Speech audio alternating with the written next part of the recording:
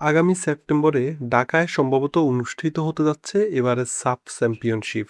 এবারে সাফে ফেভারিটের যদি তালিকা আমরা করি তাহলে মেবি উপরের দিকে বাংলাদেশ এবং ইন্ডিয়ার নামটাই থাকার কথা। তবে সম্ভবত শ্রীলঙ্কাকেও হেলা করার সুযোগ নেই। এবারে সাফে কেন বাংলাদেশ এবং ইন্ডিয়াই হট ফেভারিট সে আলোচনায় যাওয়ার আগে চলুন আগে দেখে আসি লাস্ট কয়েকটা সাফের বিভিন্ন এজ লেভেলের মেন্স অ্যান্ড উইমেন্স চ্যাম্পিয়নশিপের রেজাল্ট দেখে আসি। তাহলে ক্লিয়ার হওয়ার কথা কেন ভারত বাংলাদেশই এই টুর্নামেন্টের হট ফেভারিট। দক্ষিণ এশিয়ান ফুটবলে সাফভুক্ত মোট 8টা আলাদা আলাদা টুর্নামেন্ট অনুষ্ঠিত হয়, দুটো সিনিয়র দলের জন্য, বাকি 6টা বিভিন্ন এজ লেভেলের। এবং এই 8টা টুর্নামেন্টের শেষ এডিশনে 5বার জিতেছে ভারত এবং 3বার জিতেছে বাংলাদেশ। চলুন শুরুতে দেখে আসি মেন্স টুর্নামেন্টটা। Sub championship, defending champion Bharat এবং runners up Kuwait. Under 20 championship, champion Bangladesh এবং runners up Bharat. Under 19 championship, champion Bharat এবং runners up Bangladesh. Under 17 championship, champion Bharat এবং runners up Bangladesh. Women's tournament, women's sub championship, champion Bangladesh এবং runners up Nepal. Under 20 championship, champion Bangladesh এবং runners up Nepal. Under 19 championship, champion Bharat এবং runners up Bangladesh. Under 17 championship, champion Bharat এবং runners up Bangladesh. Bharat final খেলেছে মোট 6বার, অন্যদিকে বাংলাদেশ খেলেছে 7বার। এই হলো সাফের রিয়েলিটি। সো এই পরিসংখ্যান, সাম্প্রতিক পারফরমেন্স এবং ইন্ডিয়া বাংলাদেশ উভয় টিমেই, স্পেশালি বাংলাদেশ টিমে প্রবাসী ফুটবলার ইনক্লুশন নিঃসন্দেহে এই দুই দলকে অনেকটাই এগিয়ে রাখতেছে। যেমন হামজা, সমিত সোম, কিউবা মিসেল, জামাল ভুঁইয়া কিংবা কাজেম শাহ কিরমানিদের সমন্বয়ে বাংলাদেশের মিডফিল্ড এখন এশিয়ান লেভেলে ফাইট দেওয়ার মতো।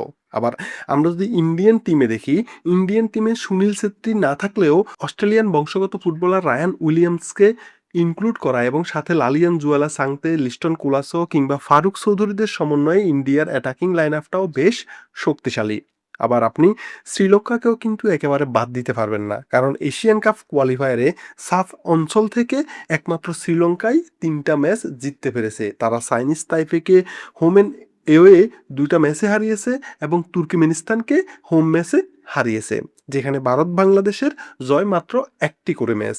সো আমরা গোনায় না ধরলেও আপনি শ্রীলঙ্কাকে ফেভারিটের তালিকায় উপরের দিকে রাখতে হবে। আর শ্রীলঙ্কার এই উন্নতির মূল কারণ তাদের অরিজিন ফুটবলার।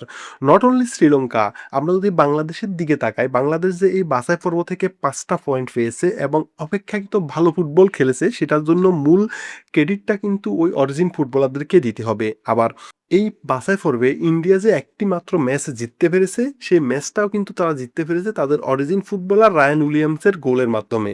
সো এই সাফ অঞ্চলের ফুটবলে যদি উন্নতি করতে হয় তাহলে ট্রেডিশনালি প্রসেসের বাইরে গিয়ে অরিজিন ফুটবলারদেরকে দলে ইনক্লুড করতে হবে। তার জ্বলন্ত উদাহরণ এই এশিয়ান কাপ কোয়ালিফায়ারে আমরা দেখেছি শ্রীলঙ্কা, বাংলাদেশ এবং ভারতের পারফরমেন্সের গ্রাফ থেকে।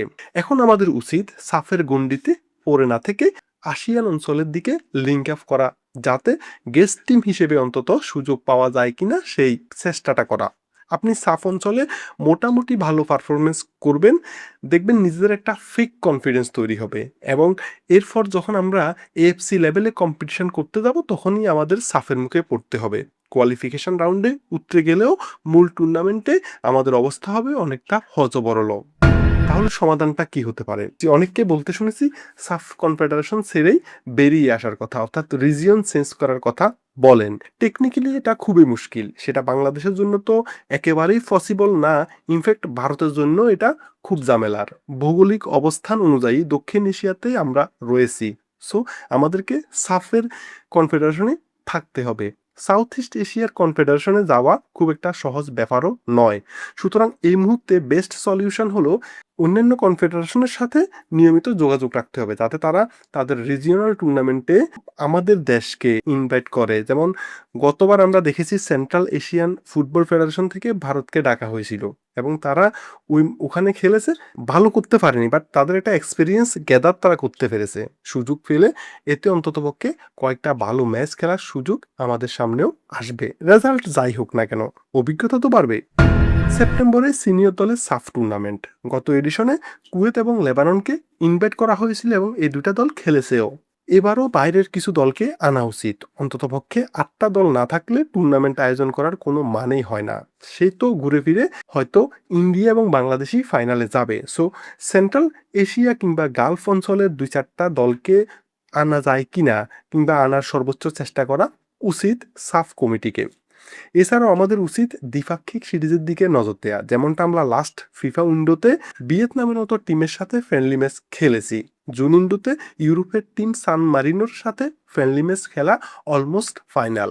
হ্যাঁ, এখন অনেকে বলবেন সান মারিনো তো ফিফা র্যাঙ্কিং এর একেবারে তলানির দেশ। হ্যাঁ ভাই, সান মারিনো ফিফা র্যাঙ্কিং এর একেবারে তলানির দেশ, এটা ঠিক আছে, কিন্তু আপনারা এই ফিফা র্যাঙ্কিংটা না দেখে সান মারিনো কাদের সাথে খেলে সেটা যদি একবার দেখেন। সান মারিনো খেলে ইংল্যান্ডের সাথে, স্পেনের সাথে, পর্তুগালের সাথে, জার্মানি, ইতালি, বেলজিয়ামের মতো টিমগুলোর সাথে। সো এইসব টিমের সাথে খেলে সান মারিনোর মতো একটা দেশ, যাদের টোটাল জনসংখ্যাই ৩০,০০০ মেবি, এইরকম একটা দেশ কি আসলে টিকা সম্ভব? এবং তাদের কি ফিফা র্যাঙ্কিংয়ে ভালো অবস্থানে রাখা সম্ভব? কখনোই না, যদি তারা ভালো টিম না হয়। যদি এই সান মারিনো আমাদের সাফ অঞ্চলে হতো কিংবা এশিয়ান লেভেলের অন্য কোনো অঞ্চলে হতো, তাহলে এদের ফিফা র্যাঙ্কিং নিঃসন্দেহে আরও হেলদি অবস্থানে থাকতো। So it's high time for Bangladesh. সাফের বাইরেও ফা রাখতে হবে। শুধু SAFF is not enough for Bangladesh.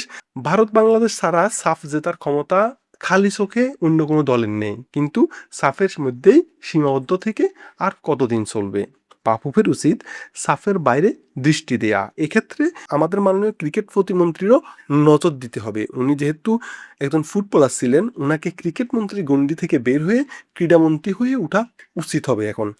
উনি যত তাড়াতাড়ি ক্রীড়ামন্ত্রী হতে পারবেন, তত তাড়াতাড়ি ক্রিকেটের বাইরে অন্যান্য যে স্পোর্টস আছে সেই স্পোর্টসগুলোরও মান উন্নয়ন করা সম্ভব হয়, যেহেতু উনি একজন ক্রীড়াবিদ। ধন্যবাদ সবাইকে।